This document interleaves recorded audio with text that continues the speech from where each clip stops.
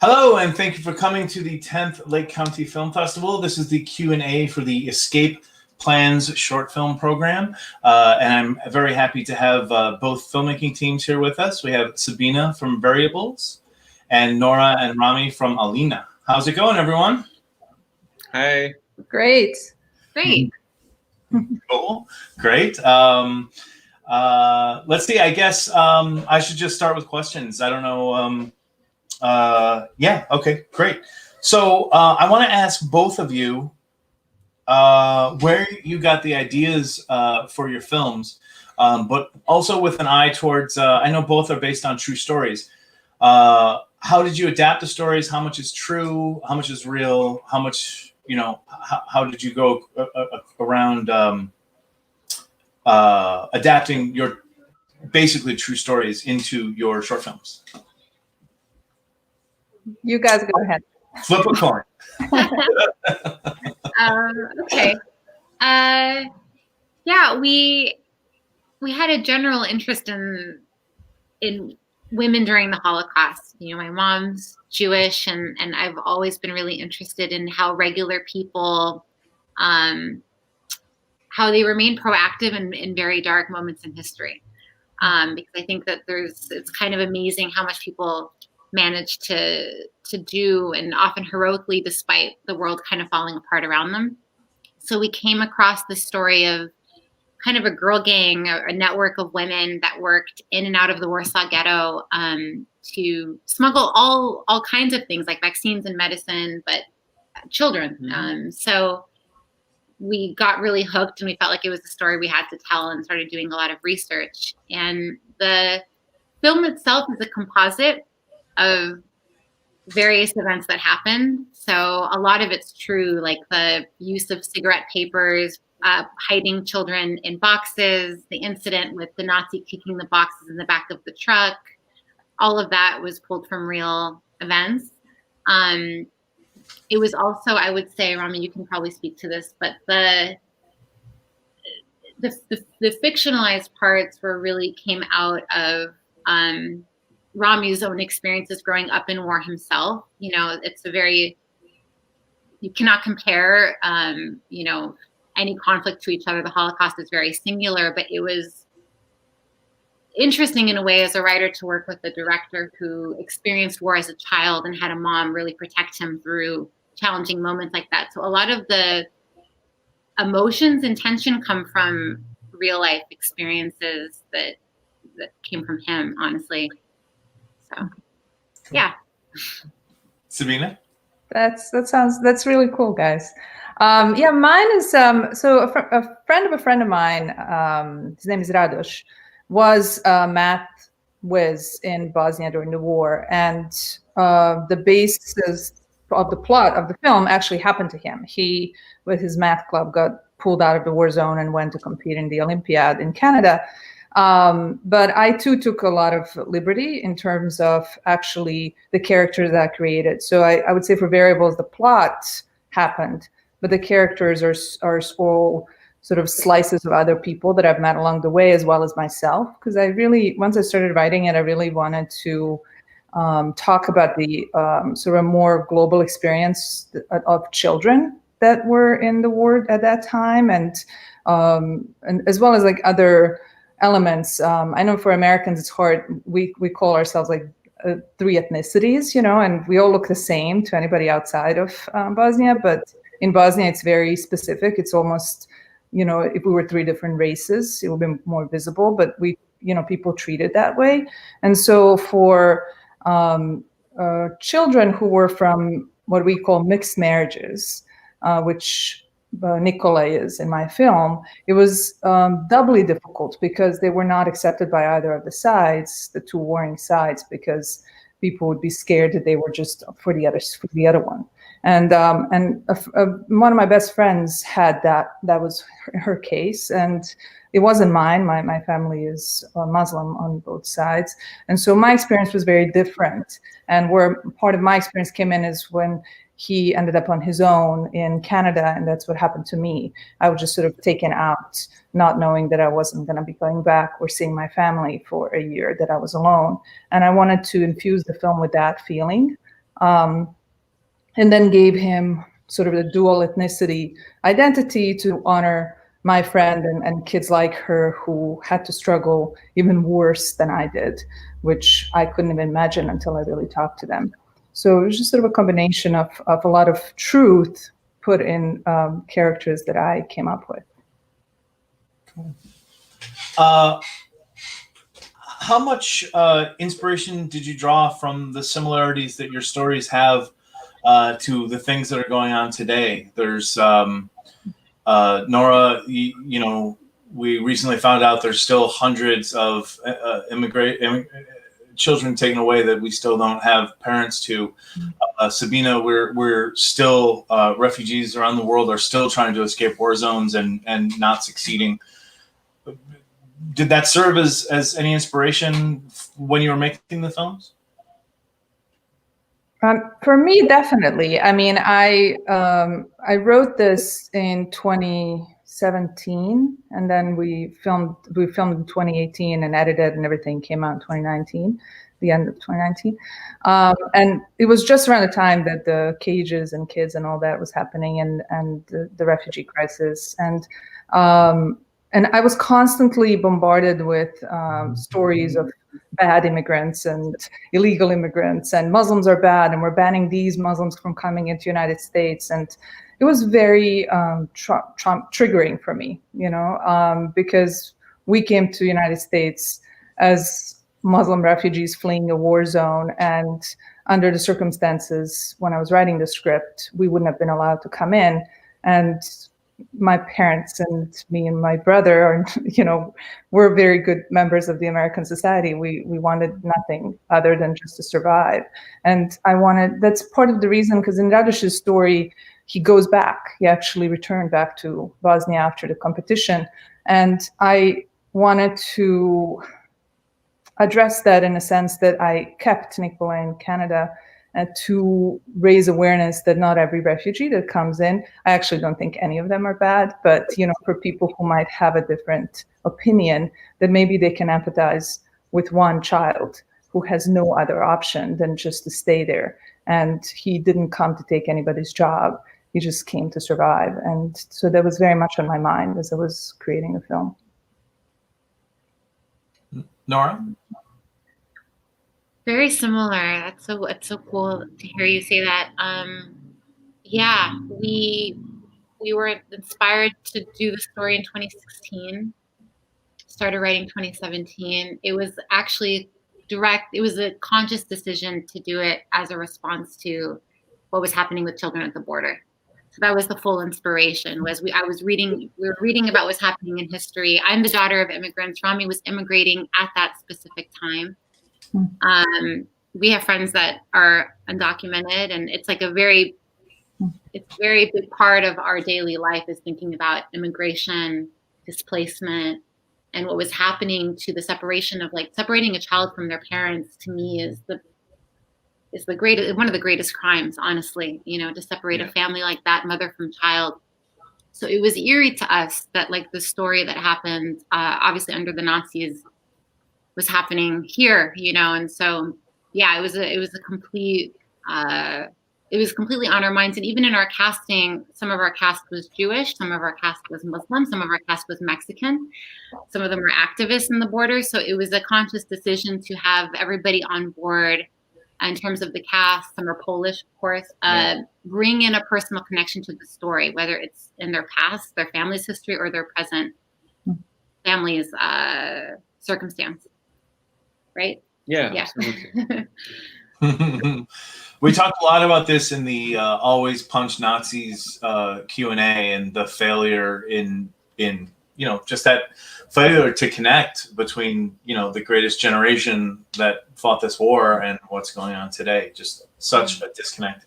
I'm going to start with Nora. Can you, both of you, can you tell us where you shot and how difficult it was in locations and anything else, being that you're both period pieces? I mean, Alina especially had so many different props, outfits, costuming, set design.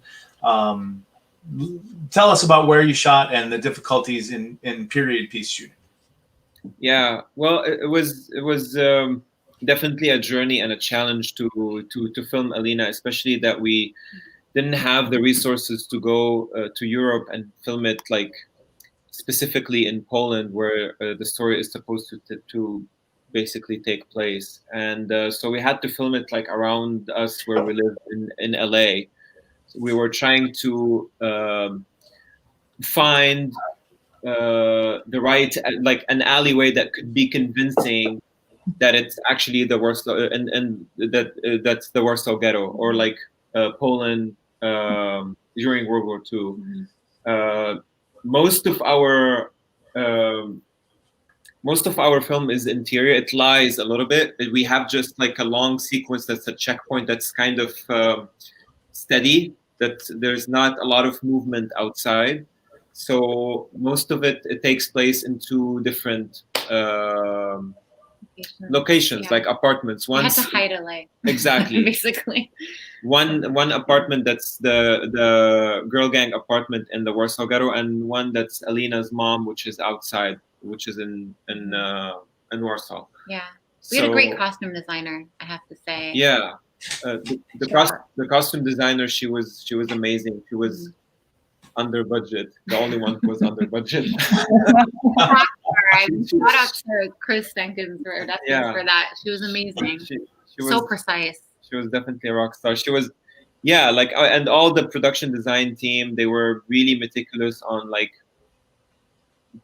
dressing the whole, all the sets as accurately as possible. And even they were sometimes bringing props and accessories and decoration that belongs to that time period, or that was replicated to look as authentic as possible to that time period. And even if the camera is not showing that, it was there. That's which also gave the actors a lot of immersion, kind of, right? Like right, yeah. like a lot. They were we were really trying to create an environment, for an atmosphere for the actors, and the camera also was moving with them, following them, as opposed to be meticulous, where like as opposed to like following marks on the ground. It was very much trying to be as spontaneous and as loose and fluid as possible, because the moment that the characters were living was very much like something that they had to deal with at the moment. So I don't know if that makes, but that's where the came from in terms of how to treat that on screen. Sabina? Yeah.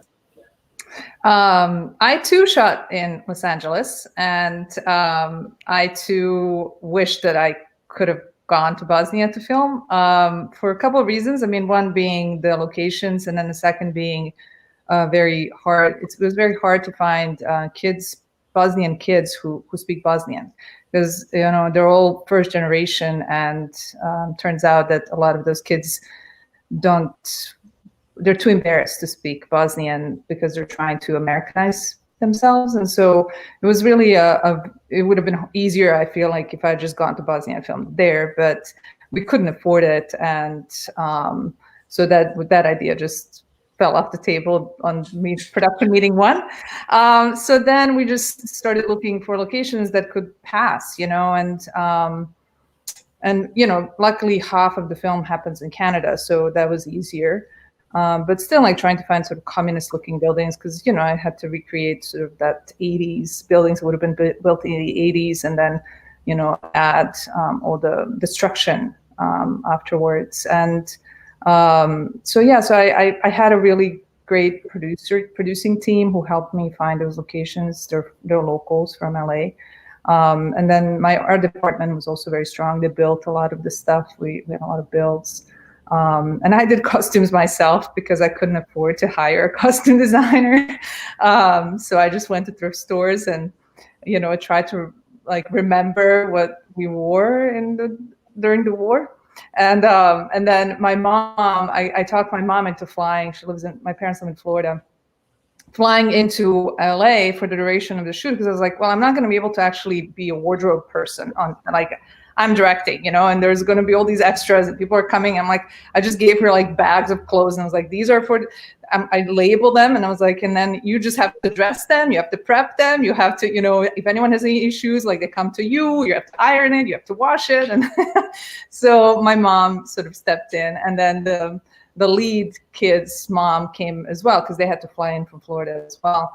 And so she stepped up. So the two of them became my costume department, and then also stepped in for the production design, because I was so busy with all the different things, and my production designer is not Bosnian, and tried to do her research and did a really good job. But then in the moment, she would not know the details, and then my mom would just step up and be like, no, you can't put that picture there, because they would have had that, because that's from 10 years after the war, and things like that. And I really appreciate that, because I'm sort of a stickler for details like that. So I hope that it worked, and that people thought that it was Bosnia in the 90s instead of LA in 2018. Do you have any insight? That's interesting that you say that it was hard to find anyone that actually spoke it, that it was first generation. Do you have any insight about why they're, I don't want to say shedding their heritage, but... Yeah. I mean, I talked to a lot of parents, because I felt very judgmental towards the parents. And I was like, why are you not doing it? We survived the war, and now your kids are just erasing the histories that they won in that case. I was being very self-righteous, not having kids of my own. And then a lot of the parents told me that they tried. And in a lot of the cases, the kids, they wouldn't even let them speak English until they went to school. So the kids would start the first grade in ESOL classes, because they didn't speak English at all, and they would speak only Bosnian at home. And then the kids would get really embarrassed, because they would go to school and all the other kids would speak English and have their, and their parents only spoke English. And it was I think it's just a rebellion. There was some sort of a misunderstanding on the part of the kids of that being special. I think they see it as being other, and they don't want to be othered. And so they rebel and stop speaking Bosnian. And then by the time they're teenagers, they don't understand anything that they learned prior to the age of 6, And so I feel like, at least with the kids that were in this film, I encouraged them through, making the film to get more interested. And especially the girl who played his friend, who goes with him, who played Sanita, the girl in a math competition. She really got much more interested in Bosnian heritage and history and language after the making of the film, and has been asking her dad to teach her more. So I'm hoping that it inspires them. Yeah. Cool. What would you each say would be your biggest obstacles in making the films? Sabina, go ahead. Well, definitely, I would say the kids' locations was really big, and we never, you never have enough money for the film, and post took a year, because you're just asking people to do it when they have time, because you can't pay them. I felt that was really challenging, because I'm somebody who really likes to get things done fast, and having to wait for people and cut corners and stuff like that. It's hard for me. So, but definitely trying to find kids was the biggest challenge that kept rearing its ugly head throughout the film. Like, we lost actors, had to replace actors, had to do rewrites because one of the kids never showed up. And it was originally 3 of them going to Canada. And the night before we shot those scenes, the kid didn't fly in from wherever he was flying in from. And I lost the girl who was playing his sister the night before. So it was just a lot of stresses like that that really made the already stressful production that much more complicated. Yeah. I read an interview with you earlier today, and I marveled at the fact that I think you're probably the 10th filmmaker I've heard from this week who lost an actor within the 2 days of shooting. An actor just disappeared. I think it's hard. In my case, it's hard because Bosnians really, and this is me generalizing because every country, anyway, generally speaking, Bosnians are really big film fans. Like, they like to watch film, TV, and stuff like that, but they don't really understand how those are made and are not really particularly interested in that part of the process. And so, these parents would get really excited that their kid are going to be in a film. But when they actually got to like the nitty gritty, like, oh, I need these 5 days, I need the kid on set for, 7 hours, and you can come drop them off, or, especially because they were coming from around the country. They weren't really local to LA. A lot of them just kind of like, nah, I don't think it's worth it. Like, I don't really care. I don't really want to do it, And so they would just sort of drop it, not thinking it would affect me significantly. They were just like, oh, I'm sorry, we're not going to make it. Like, you're not going to make it to a party. Like, I'm sorry, like, it's a big party, you won't miss me. And I'm like, no, you don't understand. This is huge. Like, there's, 30 people waiting for your son to arrive. Like, what do you mean you're not coming? Like, we can't do anything if he's not on set. And that was very hard. And I think it's very hard in general for the Bosnians to understand, Bosnian parents that I was dealing with, to understand that, because this isn't a field that they know anything about. Like, I am one of very few Bosnian artists, filmmakers in the United States. And so most of my parents have trained them to know what it means to film. And my mom has been on a couple of my sets, and she understands, I'm like, if I'm not talking to you for next month because I'm making a movie, it's not because I don't love you, but now you know why, and I think a lot of other Bosnians don't really understand that. Rami and Nora, what do you guys have for me? Well, the baby is actually a 3-month-old baby. The way how it's scripted, and anyway, like it was in the script a 3-month-old baby. So we brought a 3-month-old baby, and so which was like after. So basically, that the casting process is you really have to meet the parent, not the actual baby. So. And so if the parents are cooperative and friendly, and because they have to be with you on set, then okay, so that baby passes the casting test. Not necessarily because the baby knows how to act the way how we deal with professional actors. So once we found the baby and the parents were like amazing. There was a missing point in the prep that we did not pay attention to, is actually if the baby is under 7 months, they only have to stay on set, and filmmaking and the time and the lighting and setting the camera and setting the actors, that takes like hours, and we don't talk minutes, we talk hours, right? So the baby has to stay only for 20 minutes. And we got hit with that on the first day of shoot. And the other thing is the baby inside the set while it's being filmed can't stay more than 5 minutes. And I'm like, okay, so per day.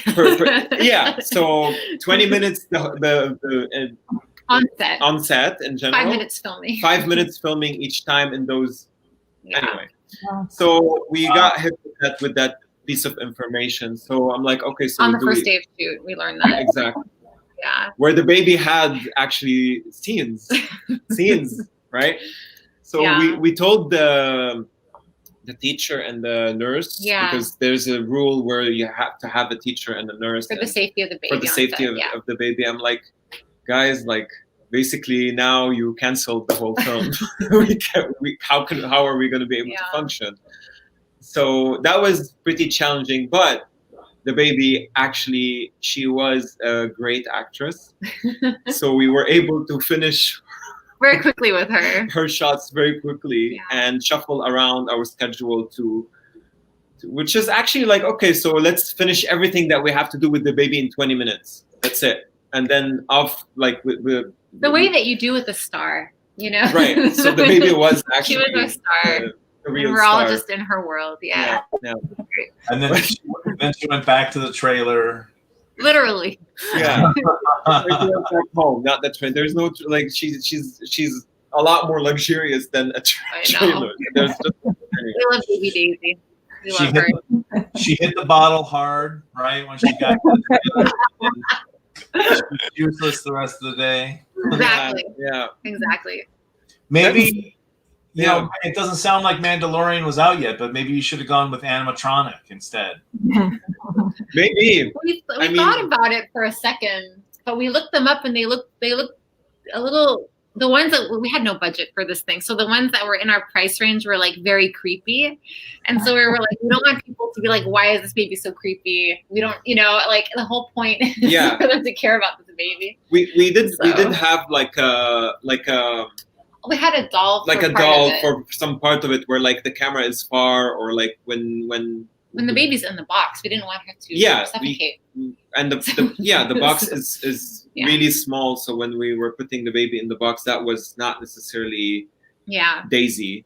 That was the doll. That was her double. Her double. Well, you know about American Sniper, right? Did you guys see that scene from American Sniper? Academy Award nominated movie directed by Clint Eastwood with Bradley Cooper, and they have just a baby doll in there. There's a scene where Bradley Cooper is like, and it's literally just a plastic doll, you know. But producer said, we're not paying for that studio teacher. No way. that's what it is. It's like, you know, maybe it's an Oscar-nominated film, but they're like, the producer is a producer. They're still gonna say no if they can. Well, I'm saying that even with the plastic baby, they got nominated for an Oscar. is what I'm saying. Yeah, there were a lot of articles written about that. I remember it. I haven't watched the movie though. Yeah, no. Just go find the baby scene though on YouTube and just watch that scene with the baby and go, we did 100 times better than that movie. Okay. Well, now I'm thinking how great it would be to replace all babies with Baby Yoda, but that's neither here or there. I ask this question a lot, and you know, most of the time, filmmakers perk up when they hear this. But do you have a moment in shooting that I call, you know, a moment of kismet, where something went wrong, but then it actually turned out much better than if it had gone right? You guys want to start? Nodding, and I'm hoping that because we like it. We couldn't fit that question more. We fit that question perfectly because. So, do you wanna? I'll say it because it's such a dark moment of the shoot, but it had a happy ending. On one of the days of shoot, we had the cast was mostly new to us because it was our first time filming in LA. And there was a cast member that decided to reveal himself as a racist on that particular day of shoot. So he's kind of like anti-immigrant. He's an immigrant, just anti everything that our film stands for. And so it shut down the shoot. Yeah. Really. Like we just couldn't film. So we lost a day on a low budget film. We lost a night of shooting. And so it's like, you know, 5 a.m. We don't have that crew member anymore, obviously. Yeah, it was a crew member, not a cast member. Sorry, did I say cast? No, the cast was wonderful. No, crew member. Who obviously we had to say goodbye to him. But we just couldn't, we didn't think we had a film because we lost a whole night. And so we had to just rewrite it. We had to cut some scenes. And so we literally sat in this living room, watching some rushes and like talking amongst us, saying like, how can we eliminate that scene? How could we work it out? And have it like being the one who was gonna edit the film eventually, because I edited the film, and I always edit when it's something that's really close to us as a project. We were able to solve that problem by eliminating actually 2 scenes, and by eliminating them, the film is a lot better, right? It's a better story. The way how it is right now, and it's just like a cut.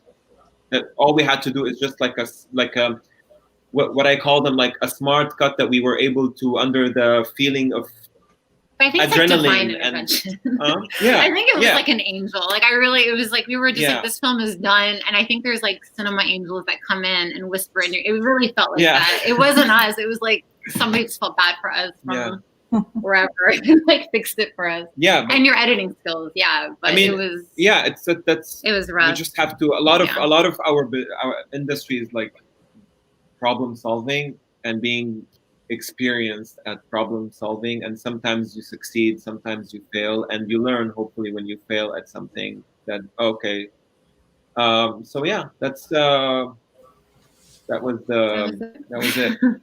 Yeah, I mean, it's something I had happen on a film I made, and it actually happened several times, and it feels like a universal experience. Sabina, do you have a good story? Yeah, I guess I keep coming back to the kids dropping out, but I would say that the moment of kismet was once that kid who didn't come dropped out. I had to rewrite the scenes in the hotel room, because originally in the hotel room at night it was supposed to be two boys talking, and and then they go across the hall to another room and confront the teacher. He goes and confronts the teacher, and so then suddenly it was like, okay, now it's him and the girl, and they can't be in a hotel room, just the two of them, because that's just inappropriate. Bosnians were conservative in that way, and so that was not an option. So I was like, how do I get around that? How do I get to, like, he's now talking to her in the middle of the night? Why would they be in the same room? So then it was like, okay, well, I guess everybody's in the same room. The teacher's there, they could only afford one room, or that's what the committee gave them. And so that was fortuitous for my producers, because now they only had to find one hotel room. But then what was really interesting is the dynamic between the two of them, and the dynamic of the dialogue. I had to readjust the dialogue a bit, because if it's two boys talking, it's different than if it's a boy and a girl and they don't really know each other very well, and they're both kind of shy, awkward nerds. They're not flirting. They're not, they're just very traumatized kids from the war zone. And how would they talk, and how would the beginning even start? And then as we were like halfway through, the scene was much shorter. So when we were filming the scene, I couldn't, I was short on dialogue. There was not enough stuff to get him to rouse up to go and confront the teacher. And so we tried a few times, and he just wasn't getting there. And so finally I said, okay, I'm just going to improv. I'm just going to, and I couldn't ask the girl, because her Bosnian she had to learn Bosnian. She's the girl who's now like learning Bosnian because she's inspired. But before the making of the film, she didn't know it very well. And so she learned only the lines that she had to speak. So I couldn't be like, okay, now can you improvise with him? But he could riff. So it was me, like it would just be me behind, because we also had to hide a camera and everything from him so he wouldn't get stage fright. So we're like behind all this stuff. I'm like in a corner of the room behind flags. There's all this stuff. And I just like am yelling words at him, trying to get him to have an emotional reaction. And it was really fascinating, because by the time we were done with that scene, my first AC was like crowd there next to me was crying, and he didn't understand a word of what was being said, but the atmosphere and everything that we got in a room really worked. And that's when I knew, I was like, oh, I have a film, like I'm good. Like this guy who doesn't even know what is happening is having an emotional reaction.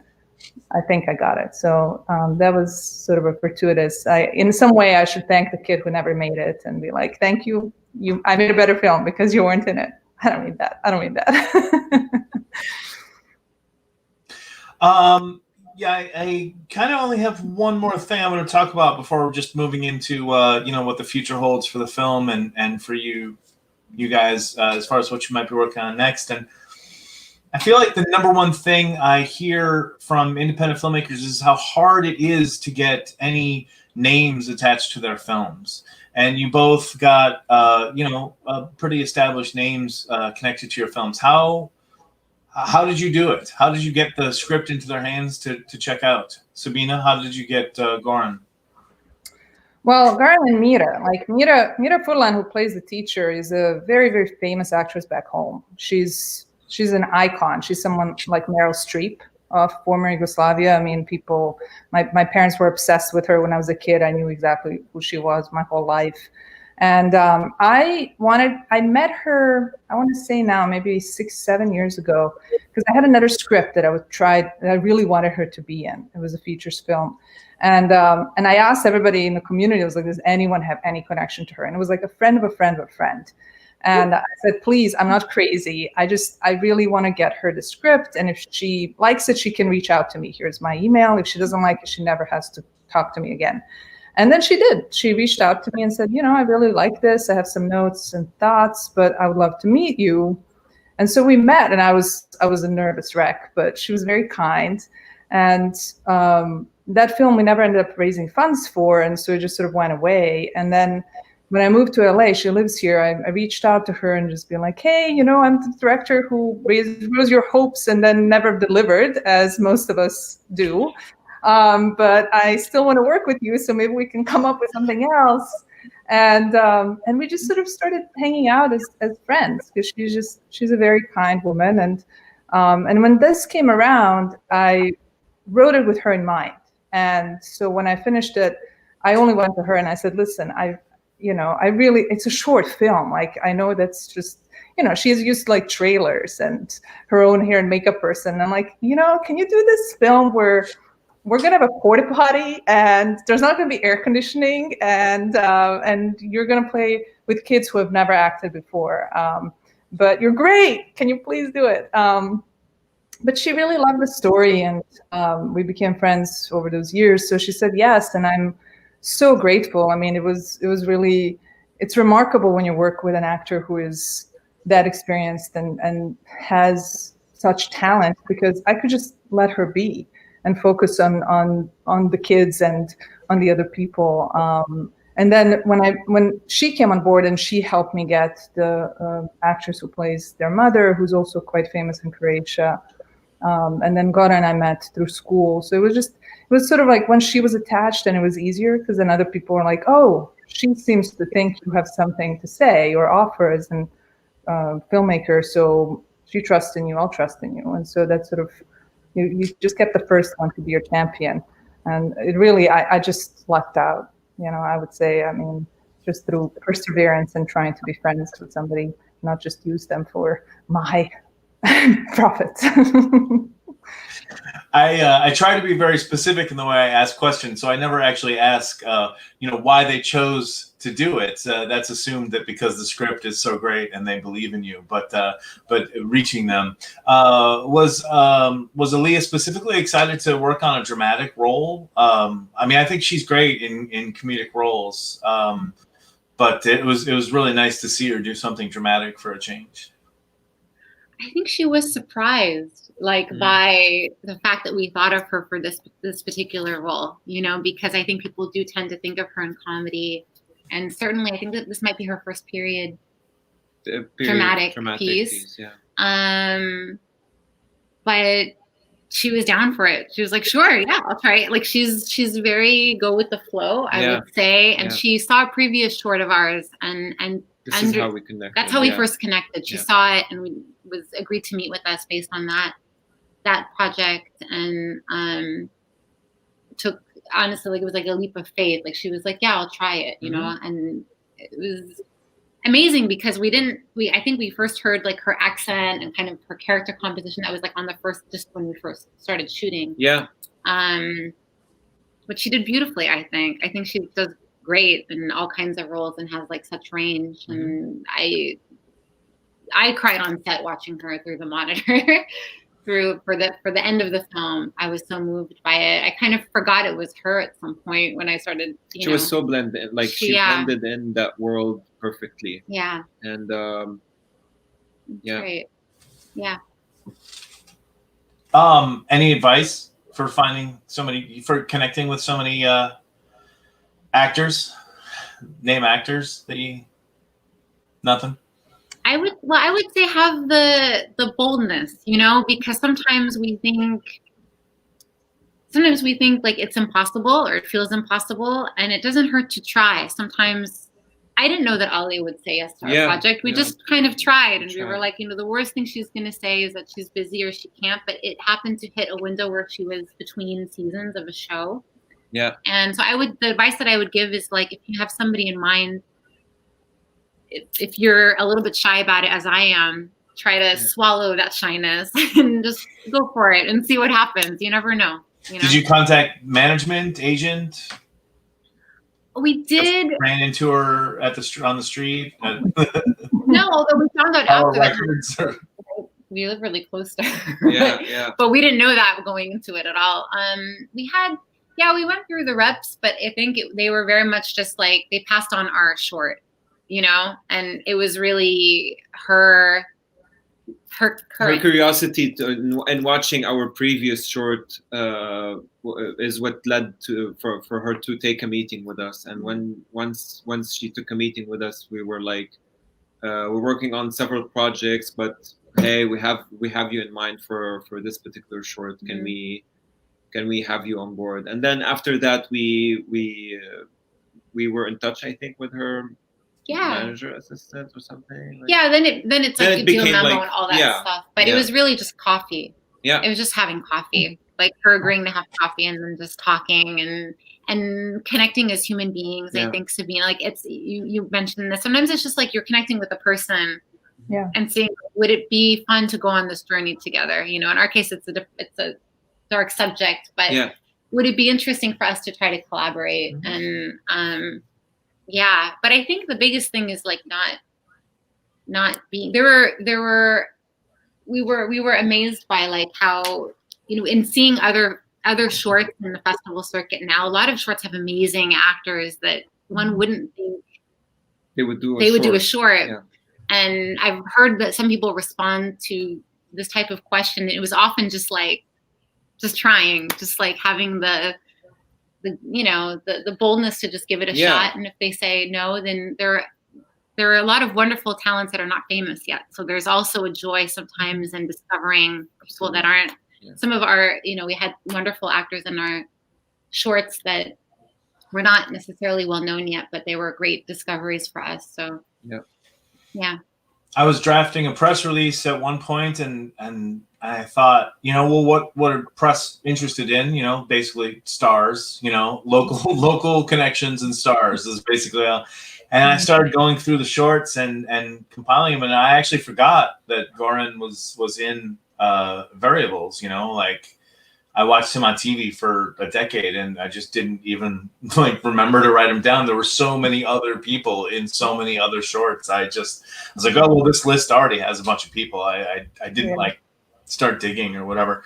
So what's next for Alina? You guys have played a bunch of festivals. You have a bunch more lined up. Yes? No? Yeah, it's like we have like a couple.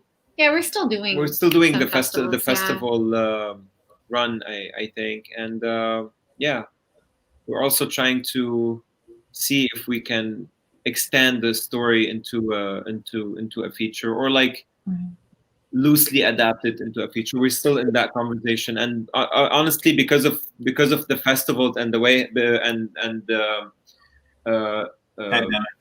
Yeah, I mean, because it had like a lot of it went to like a number of festivals. That's what encouraged us to bring back the idea of like making this subject or making that story hopefully a feature. Yeah. It was originally a feature idea, but we just didn't have the money to do it. We were just like, okay, we'll have to just take a slice of it and make it a short. Especially at that level, at the level of craftsmanship you have in the short, you can't just fly by the seat of your pants and do that as a feature.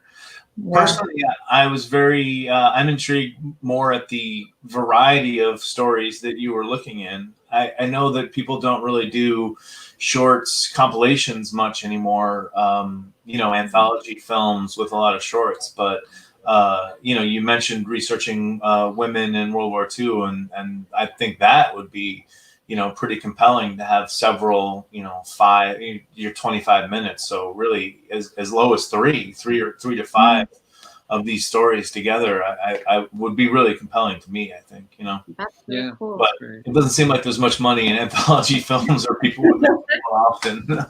I don't know why. Yeah. Sabina, what's next for the film? What's next for you? So the film is actually on its final stretch. You guys, and then Holy Shorts. It's playing in Holy Shorts in LA now. Like, I guess it's tomorrow is the screening, and so then it's wrapped up. I've sort of had it out for about a year and a couple of months.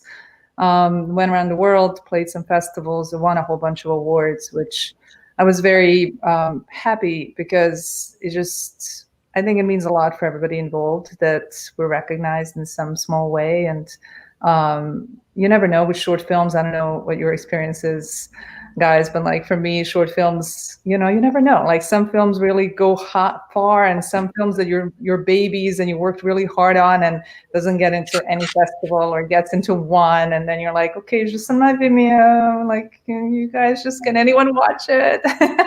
So and I'm trying to get some sort of a small distribution for it, more for just to keep it out there and have people that I can't access get access to it and watch it, because I feel like it's a conversation starter. And again, going back to why we made it and raising awareness of the stories that people may be ignorant to, and broadening their horizons. So I'm talking to a couple of distributors and trying to get it on different platforms.